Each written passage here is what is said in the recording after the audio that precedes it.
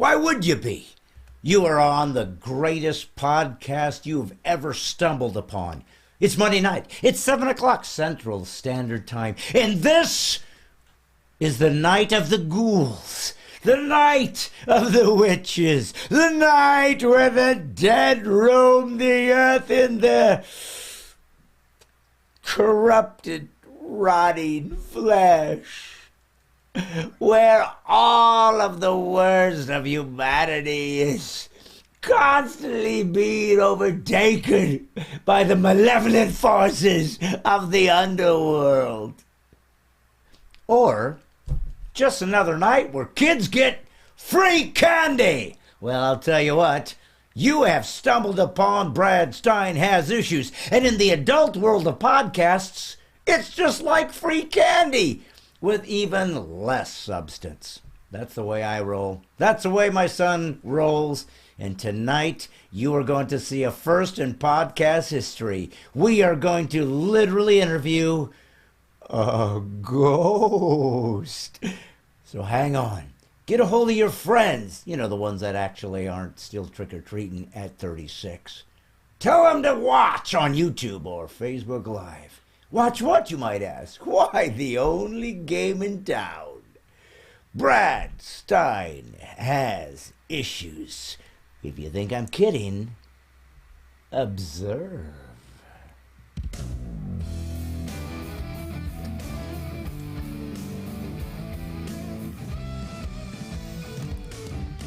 Oh, yes, yes, and then again. Yes. Hey, it's God's comic Brad Stine, and this is Brad Stine Has Issues, live on Facebook, live on YouTube, and podcasts, where comedy, conservatism, and Christianity collide in a cacophony of clarity. Welcome. For those of you who showed up on a Halloween, I hope you're having a great time. I hope I'm not keeping you from giving away free sweets to the local neighbor kids, unless you live out somewhere in New Mexico where they don't allow kids to go out and trick-or-treat because they consider it cultural appropriation. Wyatt, what's the last culture you've appropriated? Oh, gee, that's a hard one. I know. I think this morning at work I saw somebody dressed as like, you know, sort of like a bride, but like it was all black and stuff. Right, like a bride in zombie. blackness. Yeah, like a zombie bride. So, and I didn't say anything about it, so I appropriated that culture, the dead culture, which. Well, how did you appropriate the culture by not saying anything about the dead black wearing? Well, I mean, listen, that's not for me to know. That's for me to be told by somebody who was offended by them, on their behalf. Oh, so somebody was offended for them. You see, in the modern era, it's all about outsourcing. Nobody needs to do things themselves. They just need to pawn it off to somebody else. Gotcha. So even being offended is taking too much work for Gen Z. They need somebody to get offended for them. That actually brings me up to an interesting point. Yeah. There was this article a few years back about this guy who had a high-end computer programming job, like six-figure salary, critical code, and it turns out the guy literally was paying some like Indian guy like a tenth of what he was making to do his code for him. What? Yeah.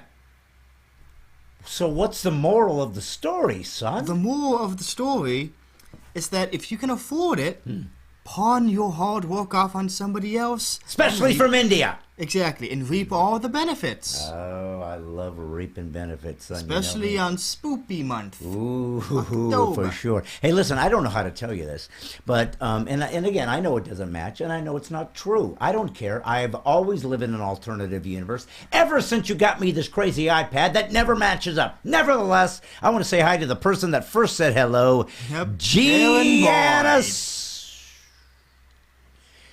Nick! Nick was second for me. Oh, Gianna Sizemore. Hey, Karen and all. Who she said, hey, Karen. So she did come at beyond Karen, but it didn't show up first on mine. Jim Bernard here. He says, greetings all. Karen Rochelle says, trick or treat. Oh, you silly gal. Who's else? Clara Beatty. Hey, Brad White. Marsha Pointer Reed. Hi, Brad White. Good evening all. Bevan McMenamin. Hi, Brad. Hi, Bevan. Nick Ress! 1 for the kid, 1 for me. 2 for the kids, 1, 2 for me. Look at him. He's stealing from the children. That's Nick Kress. St. Nick, always taking for the children because it's like taking candy from a baby, son. Let's see. Gianna Sarsmer says we're all a hoot. Wyatt, were we insulted? None of us dressed up as owls, so yes. Okay. We all offended. Hey, Forrest Manies is here. He says Wyatt gets to use his costume tonight. He's the Invisible Man. Oh, well, actually, I'm the... at Lowe's, we had like a, costume day so you can dress up. And I, of course, went as my costume that I've been working on all year. Which was? Disgruntled Lowe's employee. Oh, my goodness. In other words, you were just being you. Yeah, basically. And you know what? I got tons of compliments like, man, I love your costume. It's so authentic. Oh, my goodness. I had spent all year working on it. That's sweet, son. Yeah. You must be proud to be a Lowe's employee. Kenny Dara says, hey, y'all, thank you for all the hard work. Let me tell you about hard work, Kenny. I sit up here. I don't leave this. Many people think I do. I don't. I stay up here the whole week till the next week. I fast, I pray, I get on sackcloth and ashes. Yeah, don't wear pants. We kind of just lock him in this room between tapings. It's more economical that because way. I'm committed to what, son? Frozen bottles of water we keep in the fridge. Think about it. Ice is sort of like both food and drink combined into one. Okay. Because you can eat it because it's solid. Okay. But it also nourishes you because it's liquid. Ooh. So it's like binary. It's binary. It's like having a full meal all in one item. Why did I mention Carrie Tudor said, hello, Brad and Wyatt, do not be afraid. Don't celebrate Halloween. No, but I did hear somebody say, hello, Brad and Wyatt, no, not be afraid. Yeah. Oh, no, not. Is that somebody else that I... Oh, no, not afraid. Yeah. Oh, no, not afraid. Okay, you're right. I misread it, son. Listen. What's the point of us shelling out all that money on that iPad, and the stand, and the charger, and all that jazz if you're not even going to read it properly? Son, I have problems with my eyes. Why? Yes, you don't use them. Karen Boyd said, hey, Gianna, she's so sweet. Karen's so nice, isn't she? Karen needs, you know what she needs? She needs a man in her life. She's so sweet. She needs to get a man to take her by the You know what? I would like a manta too. Not a manta, a man. You said manta. Don't deny it. Why, did I ever tell you when I was in the Cayman Islands that I actually swam with stingrays? Swam with them and fed them with my own hands? Which is better than using other people's hands, because that's either gross or you've just committed a crime or the guy next to you is going to unhand me. No pun intended. Hey, Louis Leon said, hi, Brad! Do your witches rant.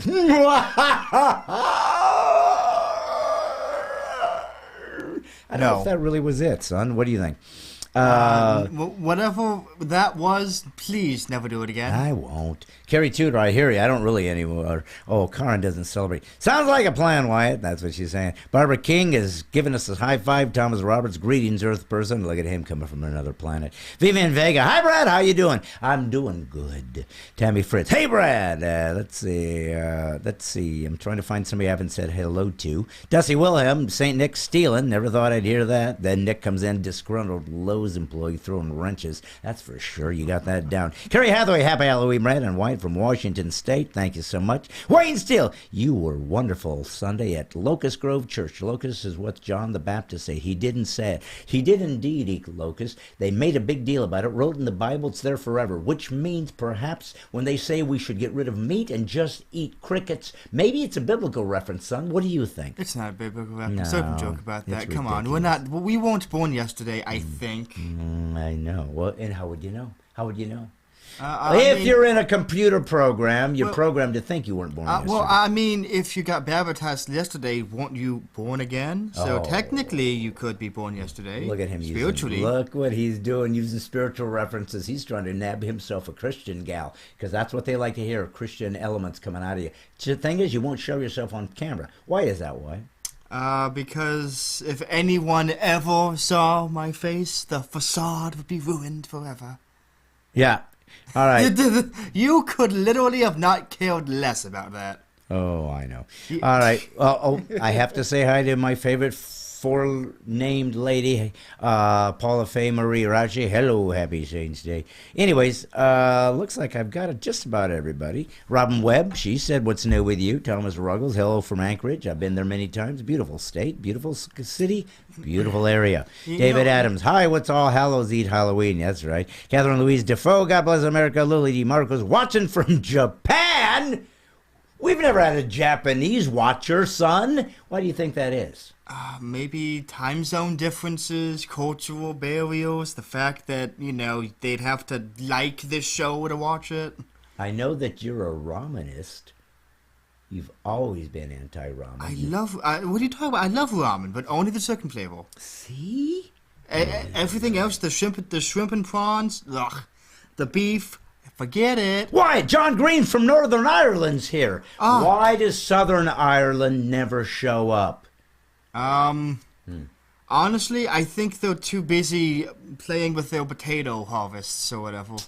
You know what? The potatoes drove them here. The lack of potatoes drove so many Irish to America. And God bless the lack of potatoes, because Irish are good people. Well, okay, but are you sure about that? Because when the potatoes returned, they did not.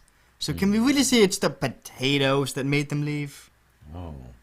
All right. You're right. I shouldn't be blaming potatoes. I'm just saying, you know. No. You have some insight. Well, speaking of adding up, as you guys know, and if you don't know, you should, and if you should, then I'll tell you, and then you know, and then I don't have to say it again.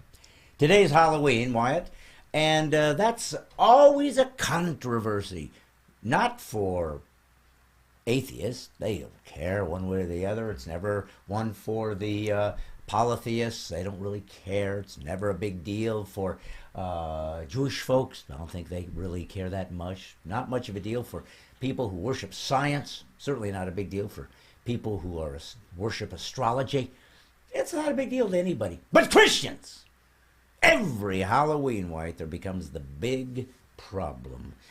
Do we celebrate? Do we not celebrate? And what does celebrate mean? And if you celebrate, does that mean that somehow you are, I don't know, promoting Satanism and demons and so forth and so on? This is a big, huge concern for many Christians out there. Not me, but for many Christians out there, it's a big concern. So for us to kind of launch the night and get it going right, because in just a few moments, we're going to get the real lowdown about Halloween, because Wyatt, guess who we got? We got 2 interviews tonight. Okay. The second one is with a professional mind reader, magician, who also toured with one of the top illusion creators and magic in the world for many years.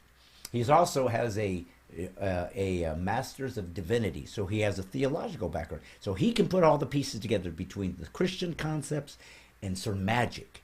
So he's going to be our second guest, but guess who our first guest is, White? And it's a first. It's never been done on a podcast in human history. Is it the ghost of our stream that's been sabotaging us since the beginning? Is it? You were supposed to be befuddled and not know, and then I was Wait, it was? I thought it was just It's the ghost, yes. I thought it was some random ghost we saw out on the street. They asked us for candy and we're like, hey, you want to be part of a podcast? No. And they were like, what's a podcast? Why, it's a ghost. It's a ghost, and we're going to Okay, yeah, it's a ghost, but how do you know it's the ghost? All ghosts. What makes you think that? Guess what? What? I'll ask him.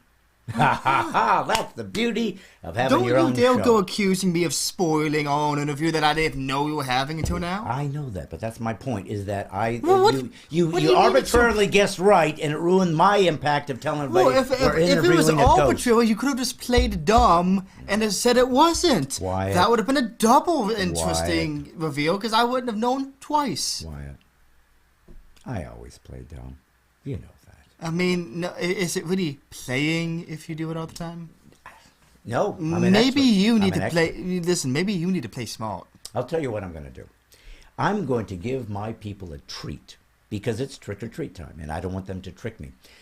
Over the years, I've had a couple comedy routines that dealt with Halloween. The first one you're about to see was actually done at Thomas Road Baptist Church with the late Jerry Falwell in the front row, and it was me mocking Halloween, and it kind of was one of my more popular routines. And then years later, I make a whole joke about witches that caused many of them to get upset and write me and send and cast spells upon me, none of which bother me because it's not real. But nevertheless, are you sure? I mean, it would explain a lot. Speaking of explaining a lot, folks, have some laughs as we launch into a little tribute to Halloween, stand-up style.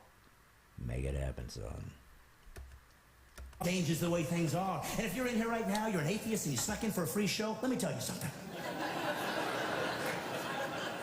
Your holiday's coming. Your holiday's coming. You know what the second most popular holiday is in this country? Halloween. Yeah, that's how it works. Let's weigh this out. Okay, peace on earth, goodwill towards men, and equally uplifting, don't you think, folks? Oh, by the way, have you ever noticed boo's the only scare word we know? It's the only thing you're ever taught to scare people is the word boo. If you didn't know boo, we wouldn't know what to do. They'd open the door and you'd be like, all we know is boo. And yet boo is not inherently scary. Watch. Boo, boo, boo. Nothing! So why do people that think they did something creative? Boo, gotcha, okay? No, it's the fact you were hiding in the refrigerator. That's what got me. You could have said pretty much anything. Monkey wrench. What do you got, man? I'm not a big fan of Halloween. I'm not afraid of Halloween. I'm not scared of Halloween. There's nothing on this earth that frightens me.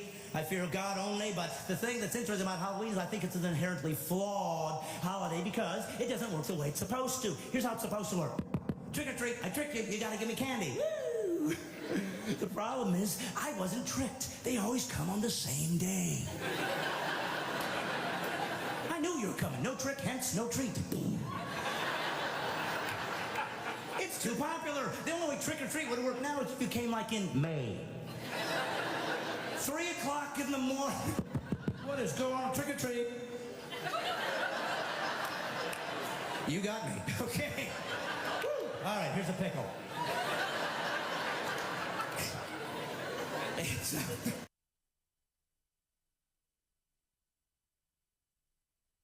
Wasn't that complicated. It just was a little observation about the silliness of Halloween, and that's what makes comedy fun. You see what everybody else sees and you mock it until it's just something that people can reconfigure what they think about or don't think about. Now keep in mind, when I did that routine, I was in front of one of the most conservative pastors in the country who was very well known, very influential. And I was mocking. I went on later and mocked Harry Potter book burnings and seeing Satan everywhere. I did it in a place where they might have been one of the churches that did that. Because comedy's great when it finds cultural issues and lambasts them. So as things got more politically correct throughout the U.S., and it was getting worse and worse and worse and less freedom and less freedom, and I got more and more adamant about destroying and despising the cancer of political correctness and cultural Marxism, I looked at people that got offended over silly things, and I mocked that. That's the joy of being a comic. You get to do that, and hopefully you do it poignantly, funnily, and it brings up a bigger point that allows us to laugh on a larger scale. So we're going to run the second one that I did, let's see, 2008, so it must have been probably about 5 years later, my version of Halloween, but this time mocking a very specific group of people who were specifically offended because we were dressing like them. It was kind of the prologue to appropriation, but this time we were appropriating somebody who should be appropriated because it's kind of a odd thing to be proud of. Wyatt, let him see what I'm talking about. It'll play better that way. The offensiveness is arbitrary. I mean, people just say, I'm offended, and it gets ridiculous. Suddenly you can't do anything. You can't believe anything. Last Halloween, there was a town in Washington State that we're all going to celebrate Halloween at their elementary school, and they're going to let all the kids dress up in Halloween costumes. But this is what they told the kids. But girls, you can't dress like a witch. Do you know why?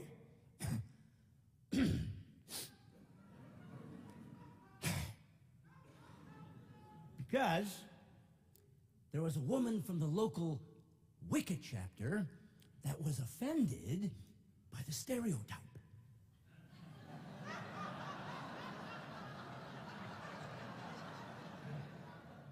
Wait a minute.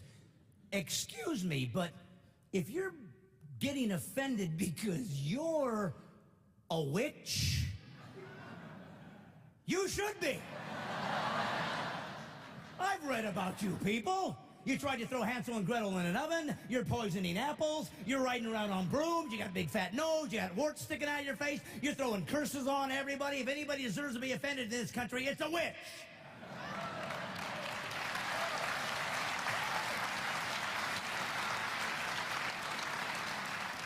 And by the way, if I offend you and you're a witch, I don't know, isn't there a potion for that? Maybe some bat wings, some lizard legs, some rutabagas, mix them up in a cauldron, drink it all up. Because I'm thinking, if you control the universe with your incantations, why, you'd have bigger fish to fry than being offended by a 6-year-old in striped socks and a pointed hat trying to score a Kit Kat bar to Halloween, you dork. Put a helmet on and slam it down tight.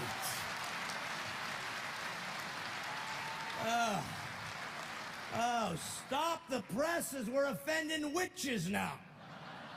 Lord have mercy. Count your blessings. At least we stop burning you at the stake, you big babies. Just what I need. There's probably some witch here in the back going, I'm offended. I'm leaving.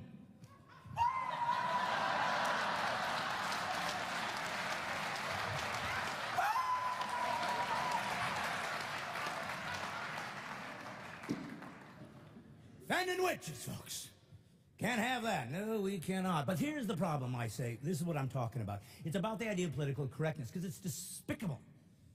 It's despicable. And yet, we can fix it, because nobody made a law that you have to be politically correct. We decided to go along with some couple little wussy whiners. You know how you stop political correctness? You don't do it.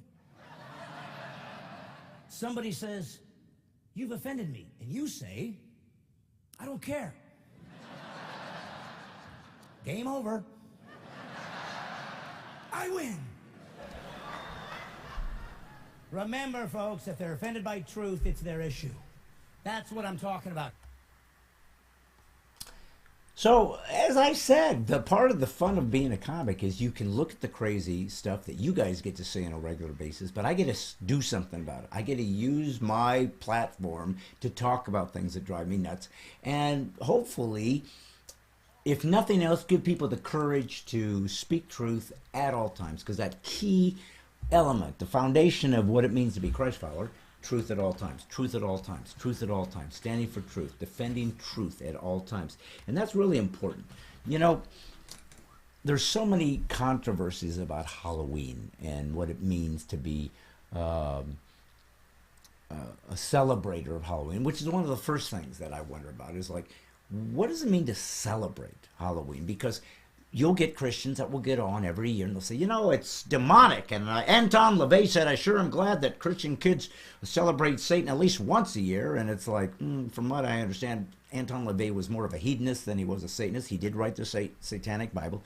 But it sounds to me more like it was a gimmick for this guy. He just wanted to have all the sex he could get and all the drugs he could get and just justify it through a hedonistic approach. Now, did he worship Satan or do a satanic thing? Maybe. Maybe it was a gimmick. Maybe it really was true. But here's the deal.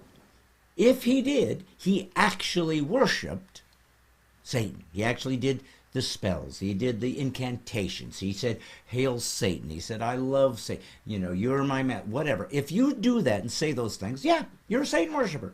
You probably receive some kind of weird demonic elements that come your way because you have brought it in. You have actually asked for it, because I believe in the supernatural. I believe in there are things outside of the natural world, that there are malevolent spirits, demonic spirits that will mess with you if you let them, because you brought them into your life. Just like I believe you can ask for God to come into your life and he redeems you, makes you better. So when I went all my life as a kid to go out and trick-or-treat on Halloween, not one time that can I remember my parents saying, kids, before we go on, put on your mask, get on your suit, but before you go out there, I want us to pray to Satan first, and I want us to thank Satan for all the great bounty you're about to receive. We need to remember the demons and make sure they go with us as we go out on our trick-or-treating looking for Snickers. Never. You know why? Nobody that I ever knew worshiped Satan. They went out on Halloween dressed in funny costumes, and went and got free candy, which was a boon. If you're not going to take advantage of that as a kid, you're crazy. This is a once in a lifetime. Not even Christmas do you get to walk around and get free stuff from other people's homes. It is unbelievable. It's what socialism looks like, where we all agree to it, but we only do it once a week, once a year, and then you're left with a bunch of stuff that is no good for you. So it's a perfect representation of socialism. But here's this thing. Do you worship Satan during that? No. Do you know what Halloween represents? All Hallows Eve. It literally is a Christian holiday that was designed to prepare you for the next day, All Saints' Day. It's literally a remembrance of Christians that died before us, and we remember them, and we're grateful for them, and they did something good. You know what else happened on October 31st? The Wittenberg door had 95 theses hammered on it from Martin Luther, and it was the beginning of the walking away from the Catholic Church, politicizing itself and using control, and it began the Protestant Reformation that created the world that most all of you out there right now watching me, if you're Protestants, started because of this day, Reformation Day. So I believe in a God that is so much more powerful than even if there was some allusion to some kind of other pagan holiday that was involved in this. Christianity's heritage and history has always been to see another pagan holiday and say, let's show you guys, we're not going to steal your holiday, we're going to redeem your holiday. We're going to show you what it really means to be free, to be saved, to have eternal life with God Almighty. We're going to replace it with truth, not with this pagan lie. So it's what Christianity's always done. It has always fixed the broken. It has tamed the malevolent, and it has taken something that was dark and broken and base and secular, and it made it sacred. So I don't fear Halloween. I wouldn't dress my kids up in demons or witches or things like that, because then you're just sort of trivializing it. And I want people to know they're real. Oh, they're real. You don't want to be involved with them. You don't want to bring them in. You don't want to engage with this because that's the enemy of God. So I agree with that. So there's things I wouldn't dress my kids as. But if I tell my kids as a Christian, we're just out having fun, we're getting free stuff just like God gave us the free gift of his son. We get it. We don't deserve it. We're going to do it. You dress in fun costumes like a sports athlete, or you want to dress up like Superman or something fun. And I saw the kids outside of my house running around early, because it just got dark. They got little flashlights. Their parents are with them, and they're princesses, and they're giggling and they're having so much fun. They're going to be out for an hour. They're going to get free candy, and it was sweet. I saw sweetness. Some people see meat sacrificed to an idol and they say, I won't eat it. And Paul said, eat it. Idol ain't real. It isn't affected, because you can't be affected by something that has no powers. You actually have the privilege of taking something that was meant, even if it was meant demonic, and turning it on its head and say, you have no power over me because you lost. I'm not celebrating you. I'm celebrating God. And I'm stripping you of your holiday and making it mine. Sorry, guys. That's the way I see it. But what do I know? Why don't we just go to somebody else? If you think that I'm wrong, okay, well then we'll give another approach. I'm going to bring in an expert on Halloween. It's going to be the first live interview with a ghost. I give you ghost.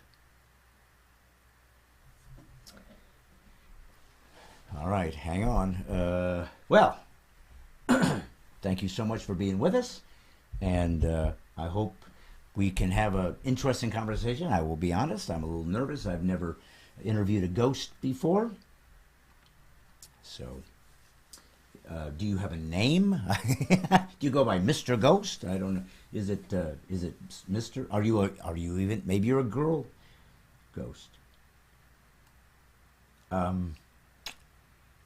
Open Sesame? Is there a ghost language I don't understand? All right, I don't know what I'm... Sorry, I'm running late. Hold on, Joe's coming through. Hold on. Uh-oh. Oh, Oh. yeah. The... Here we go. I was... Here we go. Sorry. Oh. Oh, man. Oh. Sorry, man. Uh-huh. Yeah? Sorry, man. Traffic, you know? Yeah. Yeah. Okay. Yeah. Okay, yeah, well... Here we go. Hey! This is it. Thank you so much for coming. Yeah, no problem. Thanks for having me. Do you not shake hands then? Or I guess you have no... Yeah, do I look like I have hands, man? Come on. Yeah, no, you don't. Maybe you can give us a little bit of insight in ghosts. Are ghosts normally hands-free, or are they... I don't understand. It kind of depends. Yeah, usually as ghosts are just... aspirations of who we were when we were alive. Okay, so you're saying that all ghosts were human beings that were alive and somehow lost their hands before they died? No, that was just me. How did you lose your hands? So... Hibachi? I'm sorry, did your ghost joke? I guess not. Sorry, I thought it was a hibachi accident. Oh. Nah, I'm just guessing with you, man. No, sewing accident. Sewing? All yeah. right. So tell me about Halloween. Some people say that you guys go out and do all your damage on Halloween. Is this a time when we need to fear ghosts? Why does everyone assume that Halloween is a good time for ghosts? Do you have any idea how hard it is to be a ghost on Halloween? No. It is the one day out of the year where everyone expects to be scared. Right. Do you have any idea what that does to my quota? Oh my. So you're saying that because everybody is being scared so much, they become numb to it, and when you get around to doing your scare quota, they're oblivious to it, and they mock you, and you can't even be a ghost properly. Exactly. I mean, I do everything I can to get my, well, what is it humans eat? Bread? Bread on the table? Bread, yeah, meat, potatoes in Ireland. We discovered that earlier. I thought they did vodka. They probably do. If you've ever been to Ireland on the winter time, you drink. I've been to Dublin before. I'm kidding. They drink all the time. Listen, I'm curious then about a few things when it comes to being a ghost. So you're saying that ghosts used to be humans? Oh, yeah, we all did. Okay. So why would we be fearful of you? Because, for example, I loved my grandmother. She died. So is she a ghost? Why would she scare me? She used to give me cookies when I was a kid. Now suddenly she's going to scare the crap out of me? What's happened to Grandma on the other side? Sheer boredom. Like, do you have any idea how long you can go being sane if you're stuck here for all eternity? So you mean you're stuck like in a haunted house and all you could do is walk around and like move a picture frame or shut a door real loud? It's like you humans always dream about having like superpowers and stuff, but I guarantee you, if you ever did get a superpower, be kind of cool for a week or so, and then once that initial rush goes away, it's just life as usual now. So you get bored being a ghost? Yeah, of course I get bored. Do you know how many earthly pleasures ghosts cannot indulge in? Name me 3. Okay, we can't eat anything, so kiss my pasta-loving mouth goodbye. Is that because you have no arms, so you have no way to pick up the food? No, it's because I try to eat food and it just literally goes right through me. All right, what's the other reason you can't do human stuff? Well, let's see. I can't wear my favorite Sunday best because ghost. I'm stuck with whatever outfit I died in. You died in a sheet? What in the heck were you doing, at a laundromat? No, remember, sewing incident. Oh, yeah. And what's the third thing you can't do as a human, as a ghost? I can't go 5 seconds without somebody making some inappropriate ghost joke. Like, oh, we always talk like this. Do you talk like that? This is like a real ghost voice. No. No, we don't talk like this. I just got done explaining to you how insulting it is when people assume that I talk like I have a serious speech impediment. So, you don't really talk like that? No. But it's spookier. What is spooky about refusing to end the world? I don't know. Listen, I just have never spoken to a ghost. I think you have proven that we don't understand you. What would you say is the biggest misconception we humans have with ghosts? That's a hard one. There are a ton of misconceptions. Like, I could probably spend hours. How long do we have for this? You know, you told me you're bored, so this might be the biggest day. Well, how long have you been dead? Let's see. 1950, 1960, 70, 80. Are you telling me the ghosts suck at math as well? No, it's just been a while since I've had to use it. 72 years. 72 years you've been dead. How old were you when you died? 15. Whoa! And that was in a sewing accident. Yes. And you lost your arms, and then you became a sheet. No. The sheet is actually sewn onto my body. Oh my again, God. That gives us some indications of what went wrong. So you don't get to do much. You can't eat. You can't play. You can't dance. All you do is scare people, which is annoying because nobody likes you. You can't touch people. They can't touch you. You seem to be able to move objects like lock a door, open the door, shut the door, knock something over. That's all you guys get to do. You're stuck in the same place. It's clearly always a home that nobody wants to live in because it's filled with cobwebs. So it sounds to me like being a dead ghost sucks. Well, actually, about that whole knocking on stuff and mooning furniture, that's not me, actually. You're thinking of a poltergeist. I'm just a ghost. Oh, so you have... I have even less things to do, yes. Even less things to do. Yes, even less. Maybe if you started going like this, it would... I will haunt you if you continue this. Well, Sir 15, hey, kid, ghosty kid, thank you so much for joining us on this Halloween night. I'm sure you have a happy Hanukkah, whatever. I'm sorry, I'm late for this haunted house thing I'm going to. Yeah. Ooh, Okay, I'm a ghost. Yes, yeah. So you're doing the voice, though, this time. I figured I'd give you something. Okay. He did give us something.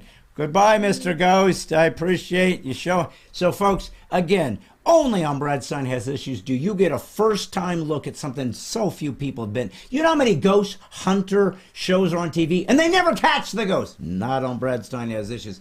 We found the ghost. Well, guess what?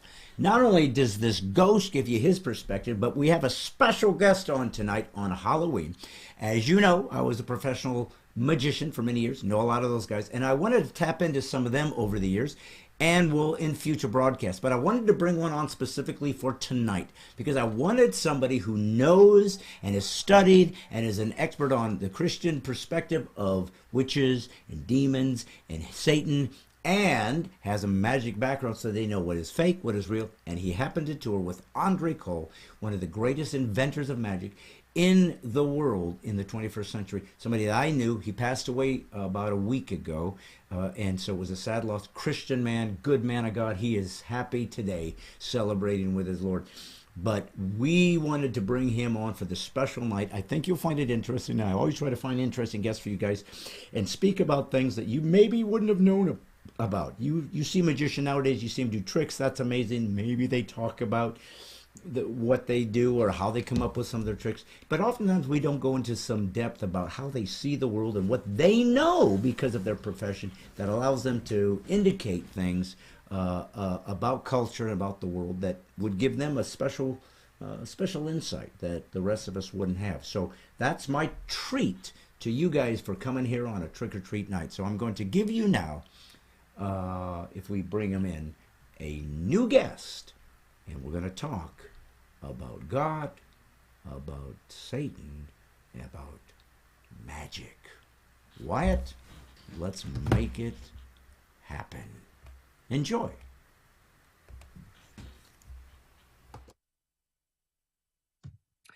So, because it is Halloween, I thought we got to continue with the theme. And the theme is sort of the supernatural, the scary, the spooky, the skeletons. I don't know why people are frightened of skeletons. They don't move. They literally they don't even really work professionally, because if you really had a skeleton, it'd fall apart.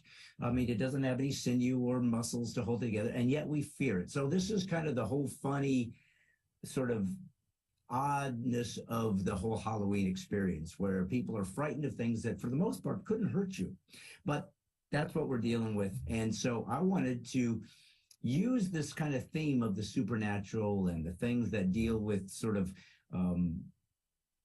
the ethereal, the ideas that are outside of the natural realm that frighten us, cause awe, or cause us to kind of wonder what is appropriate, what is not. Now, as you know, I'm a Christian, so I believe that there is a very specific theological expectation of what you should participate in, what you shouldn't, what is scary, what is evil, what needs to be avoided, and what doesn't. And some of those areas, believe it or not, are kind of up for grabs.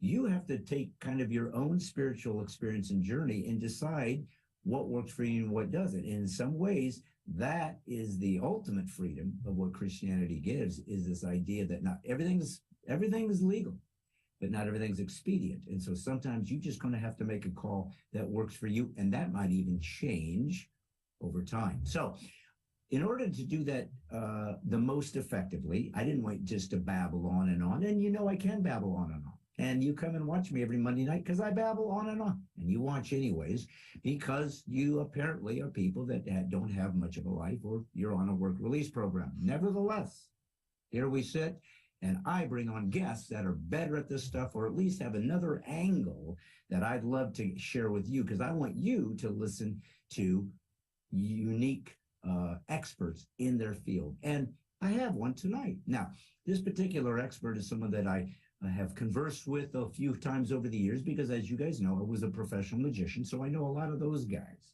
And they are the best experts when you want to look at the ideas that seem to be oftentimes refuted to be supernatural. Here comes the magicians, all the way back to Houdini, who were experts in saying, hey, you're being tricked, you're being fooled. I don't want you to get ripped off. Let me use my expertise to prove that what you just saw was a scam. So this is kind of the heritage, believe it or not, of magicians, sleight of hand artists. And I've got one today. Now, here's what makes this man interesting to me.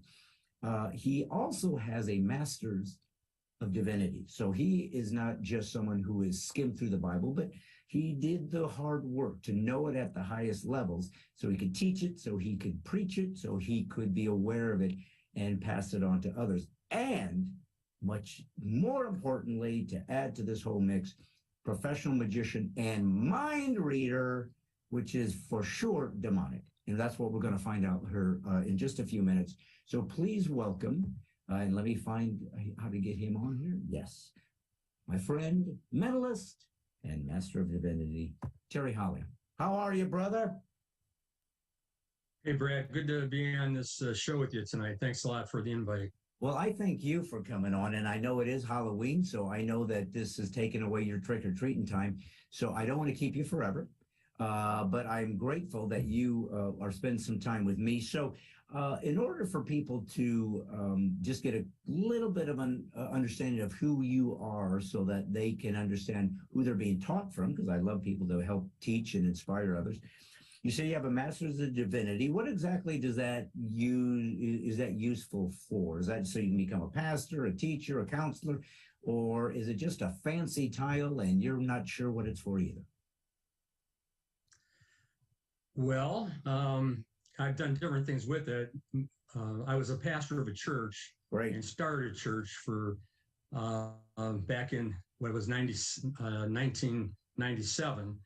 And was there for 15 years. So the degree enables me to, I think, understand Scripture better, to communicate it better. I'm always concerned about trying to find out what does the Bible really say, as opposed to what do I think it says. And that had a lot to do even before I took this role as a pastor when I was a director of research for Andre Cole Productions, and really got into this whole dialogue of the supernatural and the occult and psychic phenomena, that kind of thing. So it's helped me in a lot of different ways, but it really does prepare one more for, again, I would say in the school I went to, Christian ministry, and there's a lot of different ways for that to, happen. Well, let me ask you this. I'm a Christian as well, so obviously I have a Judeo-Christian perspective on virtually everything that exists, because that's the whole point of a worldview, is it's kind of the undergirding for how you see the world and how you behave. So it matters. It's important. And it also matters when you realize that there are antithetical belief systems that come into conflict with ours. And so what you're dealing with is what? Subjectivity or truth butting up against lies. And that always creates the problem because, of course, whatever religion you choose to be part of or non-religion, you did it because you thought it was the truth. So there we sit, trying to discern, where do we get reality? Where do we get the actual meta-narrative of how the world works? And where do we get cults and philosophies and ideologies that don't really stand the test of time? So Christianity to you obviously has a superiority to other religions and so forth. In a nutshell, what is unique about Christianity that is completely different and sets it apart from other religions? Well, I would say it boils down to Jesus, who he was, who he claimed to be, and his resurrection, dying and then being in the grave for 3 days and then rising again. It's a good trick. Yeah, it's great trick. And I've always said if I met somebody who did that, I'd probably really listen to them. Yeah. So that, Jesus is Christianity. It's not a set of rules or regulations or any of that kind of thing. It's really all about him, and he sets it apart. Well, one thing about Jesus, obviously, is the foundation of Christianity. I mean, Christian was literally an insult when it was first utilized, meaning little Christs. They were making fun of those who followed this man who claimed to be Messiah. But what you said about him ties into what we're here talking about here on this Halloween episode. Anybody can say they're God. Anybody can, and many have.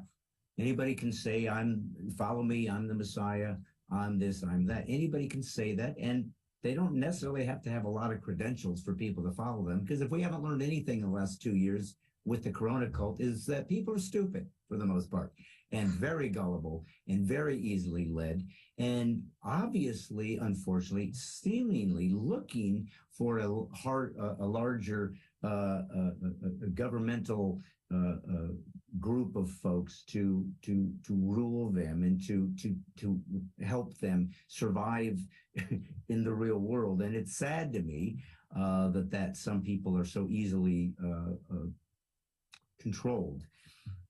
But the problem is they're doing their best. I mean, people are trying to figure out what's best for them, and they're trying to make the calls.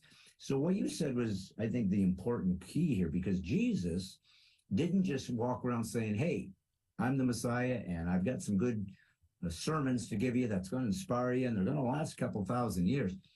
He did things that weren't possible. They were miraculous things. That is something that Muhammad doesn't seem to have any reference points to. Buddha never claimed to be God or divinity anyways, but still he didn't have anything that would give him any other credit other than an older version of, Tony Robbins or something. But he did these things that were so unique, and then said to the folks, hey, I didn't do that to go ta-da. I wanted you to understand that I literally can control nature, that I have a super nature about me that allows me to do something no one else can do, so you can feel confident that I'm worthy of following me. So you were with Andre Cole. Most of my fan base and viewers won't know that name. It's too bad because he was a wonderful man, a wonderful Christian man. But he was one of the best creative magicians of illusions, creating from scratch new styles of illusions in the 20th century. If people knew, 21st century, if people knew, both, some of the illusions that he created, they wouldn't know his name. But if you ever saw David Copperfield in Vegas right now, he does an illusion that Andre Cole invented, and he does it all the time. Doug Henning, who was a big magician in the 70s, did a lot of it, Andre's illusions. Siegfried and Roy did a lot of his illusions. And I'm sure many other people out working all over the world right now are using some of his creations. So I don't want to get deeply into a biography of Andre Cole, not because I don't love the guy and would love to do that, but I don't know if that would be as interesting to the people that we're talking to who are not magicians. But just quickly, just to give them maybe some insight into that world that's a subculture that few people get to enter, the magic world. What is it about Andre and what did he create that was unique? And how did you come into partnership with him? Because I know it did help you create some of the books and the literature that we're going to talk about tonight. Yeah, well, as you said, there's numerous magicians, illusionists throughout the world that are using Andre's creations.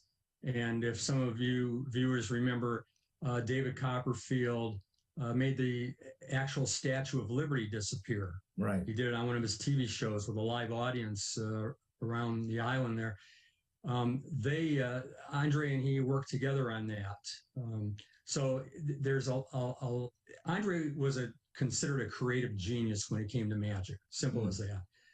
And when he was young, he was performing magic. And about the age of 25, somebody challenged him and just really asked him a question. Do you think that Jesus was a magician, or did he really have the ability to do those miracles? Or was he who he claimed to be, the Son of God, God in the flesh? So Andre took it upon himself to start to look at those different miracles that are presented in the New Testament. He took the New Testament as historically accurate, and he went from there. And after checking out all those miracles and knowing what it would take to perform those things, he decided that Jesus either had to be truly the Son of God, and that's why he could do what he did, or he would have to have a couple diesel trucks following him around with all the equipment in it, just as David Copperfield does, and just as Andre had a large truck with for a 2-hour show. And Jesus would have had to have all the disciples being his roadies and his crew and his assistants to make these things happen. So as he looked at that and weighed the evidence out, he came to the conclusion, just like in the Gospel of John, chapter 3, there was a man named Nicodemus. And Nicodemus came to Jesus and said, no one could do the things you do unless you were sent by God. And that's what Andre landed on, is that Jesus truly had to be God in the flesh to do those things. And then he spent the remainder of his career presenting in his illusion show, in his 2-hour illusion show, about a 15-minute segment where he would share the claims of Jesus Christ. So what you're saying is, and again, I'm trying to keep it kind of layman friendly for people who don't know the back story or the literature of magic and how some of the things work. And, we're not here to expose that, even though you can go do a quick Google search nowadays and figure out how every trick's done. But I'm old school enough, was a professional magician, that I don't reveal to people how things are done. It's like, if you want to know, go find out and go do the research, but I'm not giving it away. So, but unfortunately, then that allows it a little bit more challenging when we try to explain some of the nuances to what he did to make these miraculous appearances that were done, of course, using natural means. But that being said, when you look at Jesus, if there's a way to do this, I don't know, maybe not. But if you look at Jesus's miracles, what is it about them that couldn't have been done through what magicians and illusionists do nowadays? Because if I don't know how it works and I watch David Copperfield fly, And I watch him, make the Statue of Liberty disappear. That's a miracle. I mean, magic works. There's a profession known as magicians, whose entire purpose as an art form is to counterfeit the miraculous. That's why it's interesting. It looks like the impossible is happening. Well, I have no way to see the difference between a guy turned water into wine and a guy flew. So what was it about Jesus that we can say couldn't have been done through the same means that illusionists use in this day and age? Well, there are magicians, actually Christian magicians, who do a little tiny trick where they have water and the water turns a different color, and so it's supposedly like changing into wine, but it's not that at all. You know how it would be done. I know how it would be done. So the difference is, what I would say the difference is in that particular instance, if you drank that water that supposedly turned into wine, someone who drank wine would know that wasn't wine. Okay, for the way it's usually done. Yeah. When Jesus did that, it was the best. It was the best wine. The walking on water aspect of what Jesus did, he did this, in front of all the people. The boat that was there, the disciples. Andre was working on how to walk on water, and he didn't think he could ever do it. And then he finally realized the way he could do this on stage, but it was only within a 200-gallon tank. It took us hours to set everything up. It took us an hour to clean it all up. And you couldn't come up on stage and stand next to him and watch it. So that's why he concluded that if Jesus was just a magician, he would have had to have these trucks full of all this equipment. And one, of course, we think of as feeding of the 5,000. How in the world would you pull that off unless you had a truck?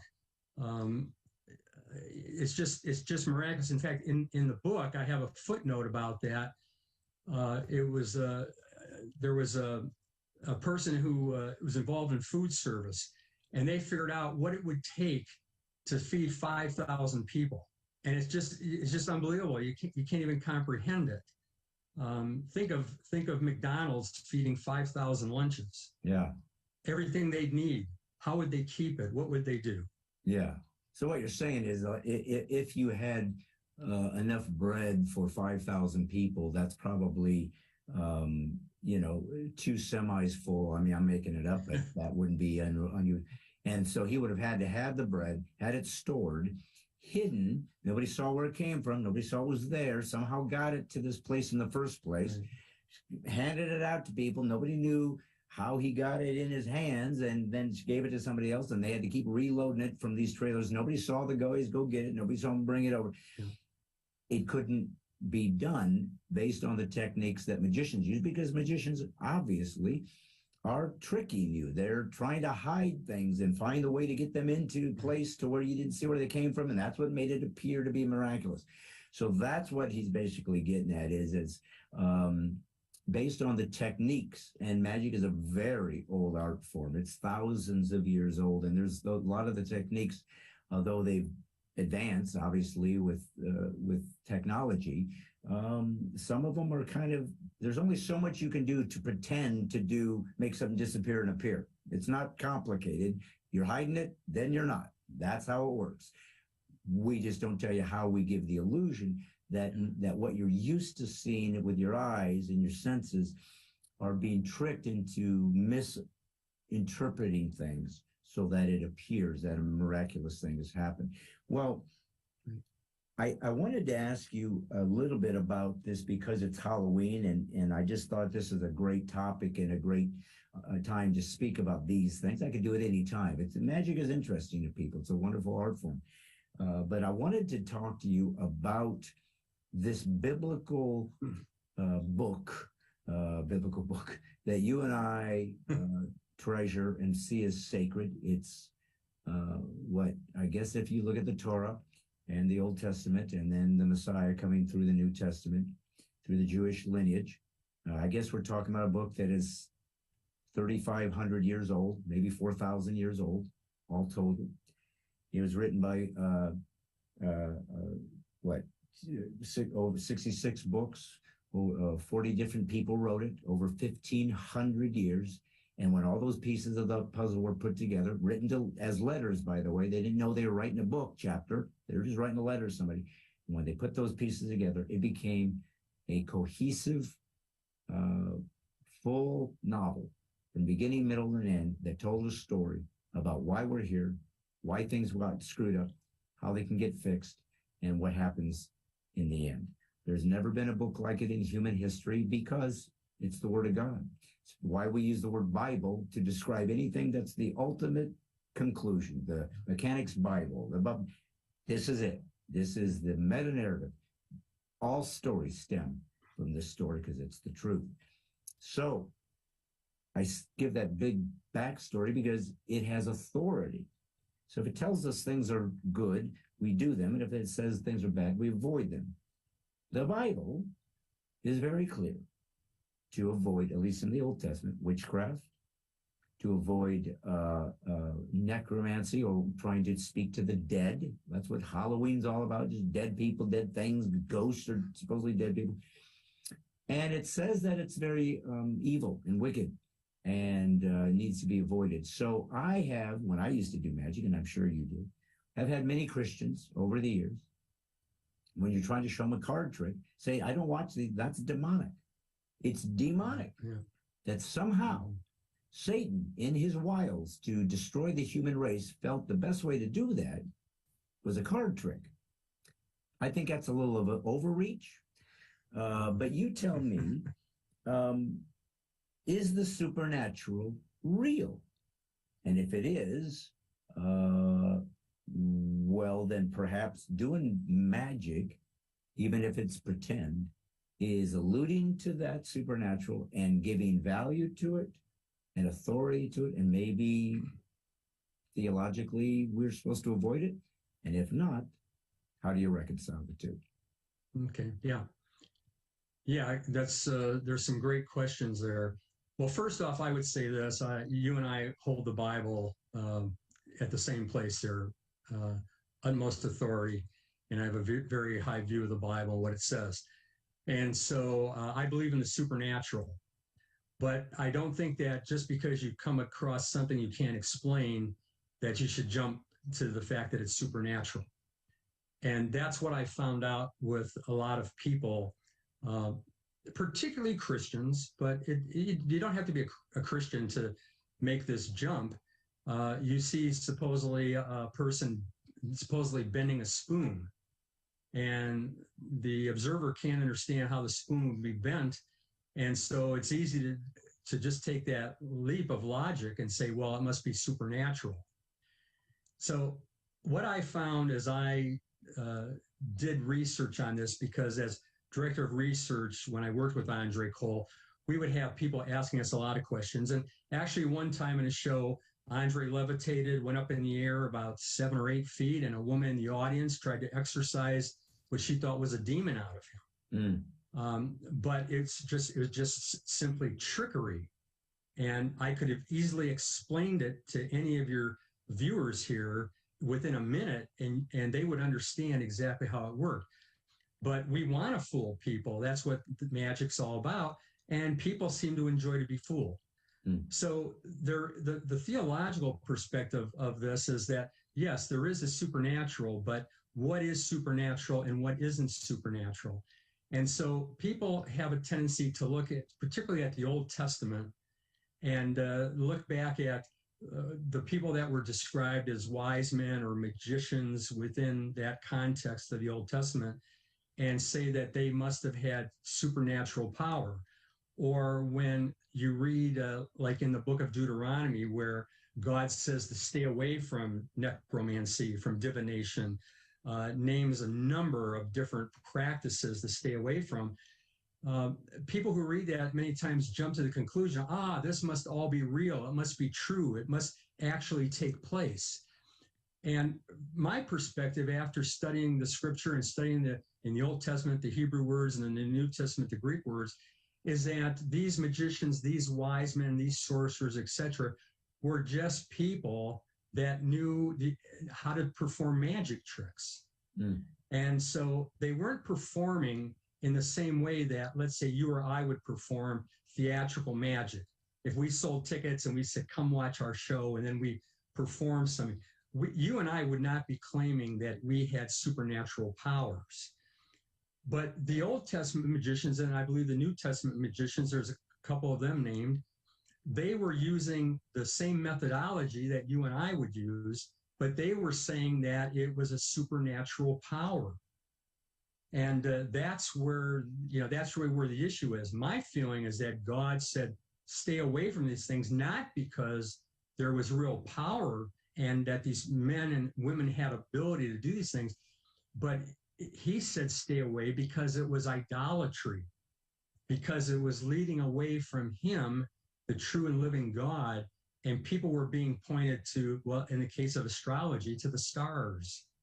And God was saying, don't be like, particularly to the Israelites, he was saying, don't be like those other pagan groups out there that perform all these rituals and do all these things in order to maybe try to contact the supreme being. He says, I am the supreme being, and I'm speaking to you directly like this. Stay away from all the other stuff.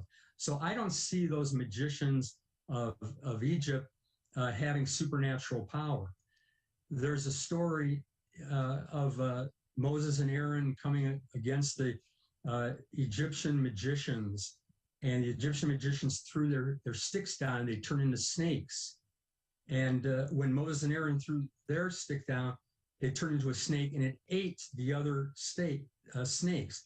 Now, some have said to me, well, look, those magicians of Egypt, they were able to turn sticks into snakes. They must have had supernatural power. But there's a few things to keep in mind here. I believe that only God could create life. And I think anybody that has a biblical worldview would say only God could create life. And so if those sticks became snakes, there was life that was created. Mm. And the magicians also were working on turning water into blood. And to take water, which is an element, H2O, and to turn that into blood, that's creating life again. Because blood is teeming with life, with cells and all that. And so knowing from a theological perspective, with them in particular, what could not happen, and understanding them as magicians who use natural means to create a supernatural effect, I would say they just did a trick where their sticks turned into snakes. Now, I've had some people say to me, well, how could they do that? And my response is, you know, there are magicians that have made elephants appear out of nowhere, or elephants disappear into nowhere. Yeah. And so working with a stick and a snake is just child's play when you consider what magicians today can do. Well, and one of the problems with magic is that there's no point of reference for someone who's describing it. So they describe what they think they saw, and they leave out the details that would have exposed what happened because they didn't know what they were supposed to look for. They just are watching the end result, and they go, oh, yeah, he did this, and then he did that, and it was a snake. And they forget, because they didn't know it was important, that, yeah, but the guy walked next to him with a bag, and he had him put his hand in the bag, and there was really, I mean, we don't know all the details because they didn't see that. They saw exactly what the magicians wanted them to see to create the illusion. So you don't believe then that Satan can possess people? I mean, there seems to be a lot of history of that idea. Now, I don't know that that's a supernatural event or a magical event, but that certainly seems to circumvent a lot of natural laws. A spirit is invading you. So would that be a form of the supernatural that you do think is legit and does happen? Is there anything that you've ever seen or heard of or researched where the supernatural took place from an evil, dark entity? Some of the third world countries seem to have these voodoos and these other ideas that give stories of some pretty miraculous things. Is that trickery, or do you think there ever is room for actual nefarious supernatural events? Well, again, I believe in the supernatural. So I do believe in the spiritual realm. I do believe that angels exist. I believe angels were created. I believe in demons, which would be, the nasty angels, so to speak. I believe that the Bible talks about people that were possessed by a demon or more than a demon. I don't argue with that at all. But I'll give you an example of a show. There was a 2020 show, on back probably in the early 90s. And they were talking about having the first televised exorcism. Mm. And so they brought in a Roman Catholic priest and a girl, and they said they knew she was demon possessed because she could do 4 things. And if I remember right, one was supernatural. She had supernatural strength. She was able to tell people things about themselves. I think levitation was in there, and there was another one. So they brought this girl in, and to make sure she didn't levitate, because they thought she could do that, they put ropes, they tied her to the chair. Now think about that. If a demon could levitate a girl, he could certainly take the chair with her. If they wanted to show that she was really demonized, demon possessed, and that these occurrences could happen, they should have just put rope on her and held her down like one of those Macy Day parade balloons. Let her go up in the air so everybody could see it. Yeah. So, and so what I found, and nothing happened of that. In fact, I wrote the 2020 year or so after that, and I said, can you tell us more about this girl and whatever happened? And I didn't hear anything back. But what I would say about that is that most people who right now talk about demonization, demon possession, they'll say that the demon caused this person to do this, and this. And it's all these sort of weird, miraculous happenings. But in the Bible, when you see a demon-possessed person, you basically see a person who seemed to be out of their mind. They did have strength. They had, supernormal strength, and they could break the chains that held them. But I saw a Christian group known as the Power Team that could do those very same things. And so, I think anybody's very hard-pressed to say that if there is demonization, and where it was in the New Testament, or if it does take place today, that people are levitating, that people are, telling the future, that people are doing all these things.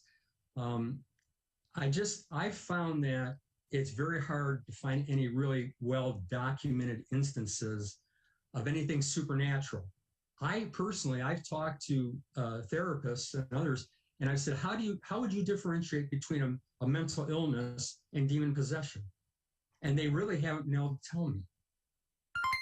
And I think we've got to be very, very careful to, again, just because we can't explain it, say that it's demonic or supernatural. Right. But I do believe in the supernatural. I just don't believe to the extent that many other people believe.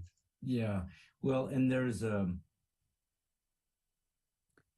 there's a nuance to this, because if you believe that God exists, certainly the Judeo-Christian God, then we believe that we live in a fallen world. We believe sin destroyed the perfection and the world that he had designed for us, and it began to corrupt things and make things so suddenly sickness existed, suddenly mental illness could exist, suddenly murder could exist, that we brought sort of this darkness into this perfect place, this pristine place, and it was toxic, and it's perpetuated itself. So I suppose you could say they didn't know how to analyze what they were watching, and said, "Oh, it must be a demon possessor," and maybe they had the schizophrenia, or maybe they had some kind of other type of neurological disorder that they didn't know what it was, so they interpreted it as a demon. But in some ways, it's an evil aberration of what was perfection. So in some odd way, I guess you could say it's demonic or evil. Sickness and darkness comes from the dark side. It's not God. He's not making people sick. He's not making people cancerous. It's a result of our fall. So maybe in some bigger picture, it is demonic. It's just not necessarily, it's more of a natural demonic because it's coming from the natural order that demons certainly want to facilitate because they hate God's creation. So, I mean, I'm not looking the New for... Yeah, go ahead. Yeah, the New Testament talks about doctrines of demons, and that's teaching. That's false teaching. Things like that, things that Satan would want to have taught. But it doesn't mean that a demon came through the TV set and started to teach everybody. And I think that's sort of the line I'm trying to draw there. That I just, is there demon possession today? There very well may be. I haven't seen it. I don't know how to differentiate between it and a mental illness. Yeah. And I've asked others that deal with this, and they haven't been able to tell me either. So maybe someone out there could differentiate, but I haven't heard that. So if you were talking to Christians, good, well-meaning people who believe that God is real and he's sovereign and he's given us certain parameters that he doesn't want us to cross over, even if it's like you said, just more because you're seeking answers from a place that has no answers. So you're going to be confused, you're going to be given false information, and you're seeking power that doesn't have it. So it is an idol. So do you think, though, that there is some fear? Because there's a lot of paranoia from Christians, and I want to find the difference. And again, because we're talking about Halloween, there's Christians that believe it's a satanic holiday. If I go out trick-or-treating, I'm celebrating demons and evil, and so they completely avoid that. And like a Ouija board, for example, they were said, do not touch a Ouija board. Now, you and I know that there's a concept known as ideomotor motion, that your body will subtly, your motion will move and make things like that Ouija, whatever they call it, planchette, move. You can hold a string and a pendulum and picture it going back and forth or in a circle, and it will move that way because your body's doing that, but you don't know what's happening. So there are things that we know have a natural there's a natural reason why this is happening that we're just not aware of. But do you think there is danger in doing like a Ouija board or tarot cards or astrology outside of God just saying, look, just come to me? I understand that part, but is there something else in that intrinsically that could cause you to have connection to the dark side? Or is that all just movies and pretend, and that's not something to be feared? I mean, angels, feared Satan. I mean, he's got a power to him, apparently. So what is your thoughts on that kind of paranoia or discretion that Christians have when it comes to those kind of items?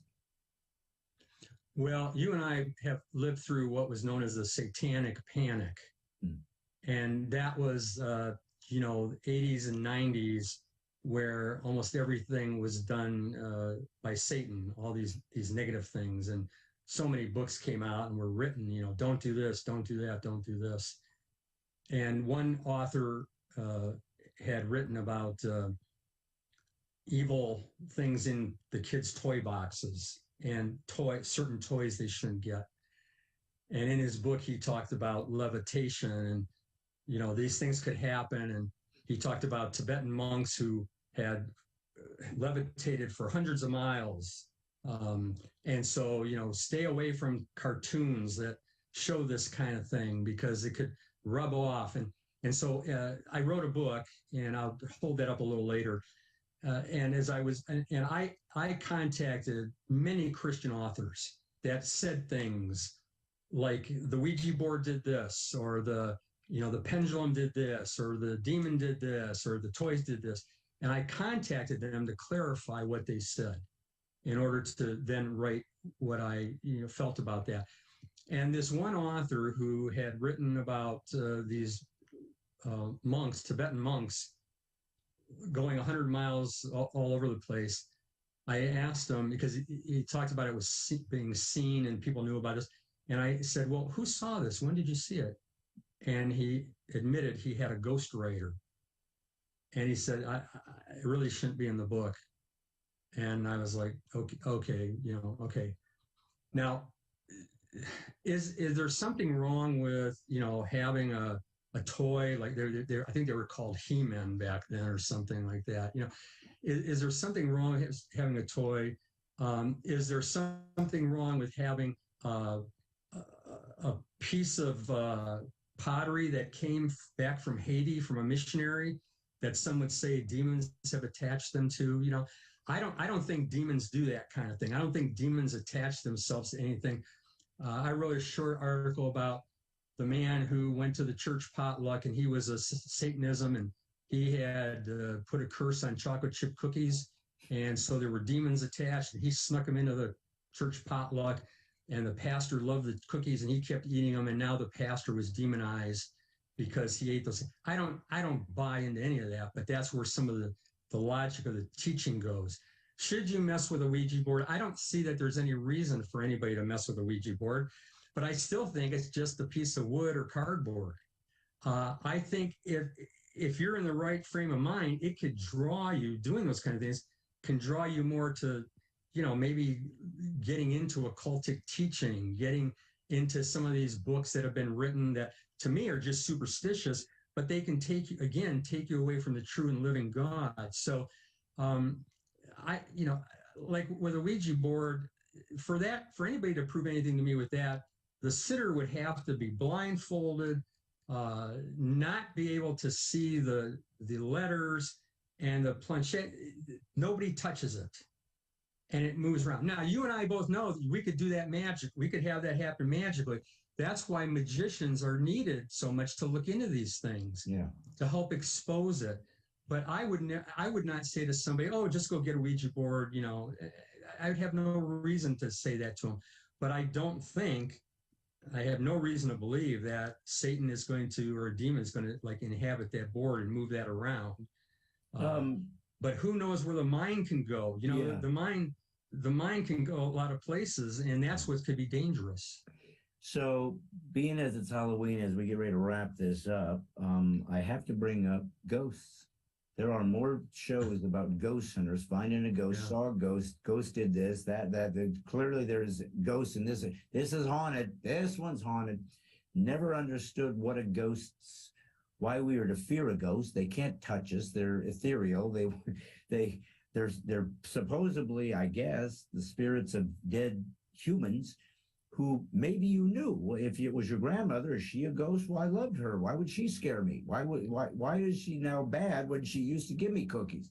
So, and yet there's people that believe in ghosts. So do you, from a theological standpoint, which is the only one that would have any credibility as far as the supernatural outside of what God has said, is there a place for ghosts? And if so, where are they coming from? And or if they're not here, what the heck are people finding or seeing?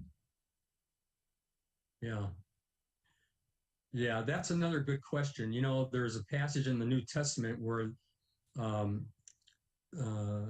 think it was during the walking on water where they thought they saw a ghost. They thought Jesus was a ghost. We thought you were a spirit, when you thought you were a spirit. Right. Now, all that says to me is that there was a belief. There's a belief in it. It doesn't say that because there's no message about that, about ghosts. We also have one in Acts about an angel, seeing angels and that kind of thing. But I've not read anything about anybody seeing ghosts. I think that, again, we look back at the culture and try to understand, what did they believe back then? Yeah. Just because they believed it doesn't mean that it was true. So I have never seen a ghost. I went to a house. They asked me if I would come and sit there, and I sat there for hours and hours and hours, and they had heard a rapping kind of sound, and I sat there, and there was no rapping, and who knows what what the rapping was. I know when I was doing my research, I read a book by another writer named Joe Nickell. Joe was a real skeptic, definitely, even though I believe he was maybe the son of a Pentecostal preacher. But Joe wrote about how people could be Ghostbusters, and he gave us the story of guys that would go into a so-called haunted house, and they'd set up a big stereo equipment, make all this loud noise, and then tell the people who called in for the Ghostbusters to say, we need you to leave for a few hours because we've got to play this music real loud and do all these things to get rid of these ghosts. And so, but you just can't be here. And so the people who had talked about the ghosts left. The owners of the house would leave with this music blasting, and then after 10, 15 minutes, they'd turn the music off, and they wouldn't do anything more. And then they finally get in touch with the people so you could come back. When they came back, they had the music on. And there were no ghosts. So it's just that was such a belief system that there were Ghostbusters out there. And I know you'll see a lot of things on TV, okay? I just watched one last night about supposed ghosts in this building. You just got to remember what they do in reality TV. You just got to keep that in mind. Well, but again, personally, I have no reason to believe there are ghosts. Yeah. But people are intrigued by it. People are intrigued by the supernatural. People are intrigued by horror movies, fear. Right. There's so much out there that we don't really understand what makes humans tick somehow in some ways. But we do know that God has said that he is truth, that he is the only one that you would seek if you want to know information, and much of it is forbidden. It's not going to be given to you anyways. That's part of this experience, that we believe and speak to the creator of the universe in a language called faith that is something that we can't really wrap words around. It's not tangible in the three-dimensional realm. It's a very unique way to communicate, which would make sense. If God existed, he probably is a lot more advanced than we're used to giving him credit for. Well, do me a favor, hold up the book, because for those of you who find this type of topic interesting, you've got this now. I noticed this one says astrology, and I know you told me before the interview that astrology wasn't really something that interested you, but the publisher wanted that to be one of the titles. But you said you had other subject matter that you had expounded on. What other types of things can people find some research on, and where could they buy it? Yeah, it's called Astrology and Psychic Phenomena. It's in a series of 15 books called The Zondervan Guide to Cults and Religious Movements. And so I really wanted to push with the publishing house the whole aspect of so-called psychic phenomena. They wanted to push astrology a bit more. So astrology got top billing here, but there's only 8 of the 100 pages. Only 8 are on astrology. It's written in outline form. They wanted outlines. Boom, boom, boom, boom. So in there, I deal with, I think the chapter that I love the best is the one about the Bible and psychic phenomena. And I go through the Bible, and I go through like the magicians in the book of Exodus. I go through the magicians in the book of Daniel, the Old Testament. I go through the magicians. There was one called Bar Jesus in the New Testament. Also Simon the sorcerer in the New Testament, the book of Acts. I also talk about the demon-possessed girl who made a lot of money for her owners because she was telling fortunes. And people ask, well, look, there's a good example right there of a demon that possessed a young lady, and she was able to see the future. Well, we've had these things on TV advertisements for decades now. Call this 800 number, and you can talk to this psychic. And they'll talk and talk and talk and talk. It doesn't mean any of that's true. It didn't mean that this girl, this demon-possessed girl, was telling anything that was true. She was demon-possessed, and somehow she went in these rantings or ravings or whatever.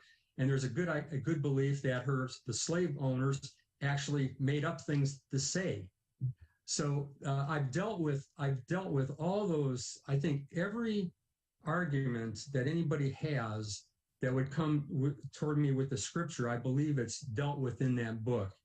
So the book, now the astrology book, or is there, because you said there's numerous other ones. Yeah, are they all in that book? That just happens to be the title, or are there different titles? Yeah. Well, I have in this book, I have the Bible. This is just called the Astrology and Psychic Phenomena. So astrology is one short chapter. Okay. Another chapter is fortune telling, different ways. Like you talked about the pendulum, using the pendulum, using tarot cards, etc. I have in here parapsychology. That's just more mind reading and different things like this. I have a spiritualism, where people are supposedly contacting the dead. And a few years ago, maybe 20 years ago, we went through this big movement of channeling. People were channeling entities and other beings. It was just an up-to-date, in a lot of ways, an up-to-date spiritualist, which Harry Houdini went out to try to prove they were false. And talking about that, tomorrow is Houdini's anniversary of his death, October 31st, the great magician Harry Houdini. So those things are in this book. That's my area of expertise. The other books deal with what many other people would consider modern day cults. Okay. This is the one to get if you want to look into parapsychology, so-called psychic phenomena. And you said that you can buy it on Amazon, but you also can get it in Kindle. Yeah, you can buy it on Amazon. It's a paperback you can get, or you can get it on Kindle. And trust me, it's very inexpensive on Kindle. Okay. I have it like this, and I have it in Kindle. And one day I was driving a number of hours, and I had it on my Kindle Fire, and I listened to the girl reading it, and I thought, man, this girl is really smart. And then I realized she was just reading what I had written. Okay. Well, that's good to know that it has the depth we need. I'm going to let you go. Thank you so much for taking your time and giving us your expertise. Again, I don't know that we mentioned it when we brought up Andre Cole.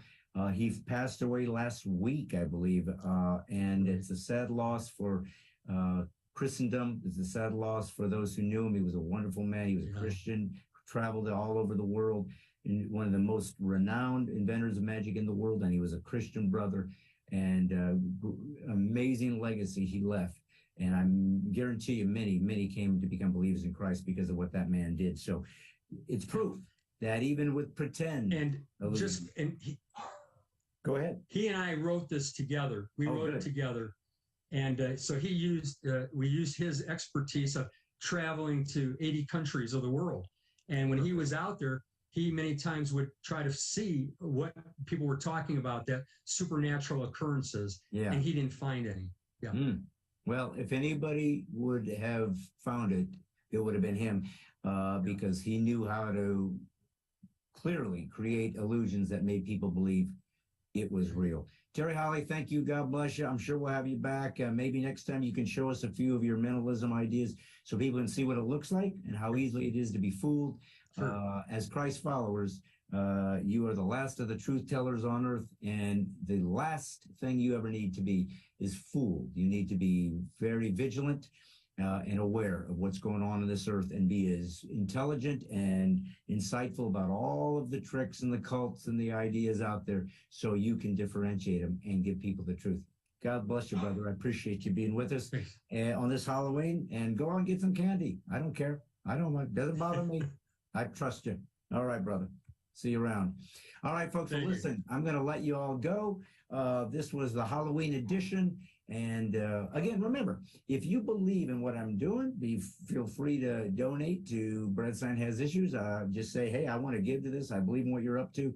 And we'll put a link up there, and you can give. It's tax deductible as the year's coming to an end. But I want to do this live. I want to get out. I want to have other people, interesting people like Terry, maybe at live events. I want to tell the world that God is real and have a third great awakening in America. This is what I'm shooting for. This is what my comedy turned into a ministry. Did not ask for that. It's what God asked of me, and I'm just trying to fulfill it on this last season in my life and leave my legacy. So keep in mind, be a truth teller, be bold, unapologetic, do not fall for the rhetoric, never let somebody censor you. PC free is liberty. It must be despised because it's cultural Marxism, and it needs to be jettisoned as a cancer it is. Remember, this is God's Comic, Brad Stine, here every Monday, and hey, all I'm doing is putting the woke back to sleep.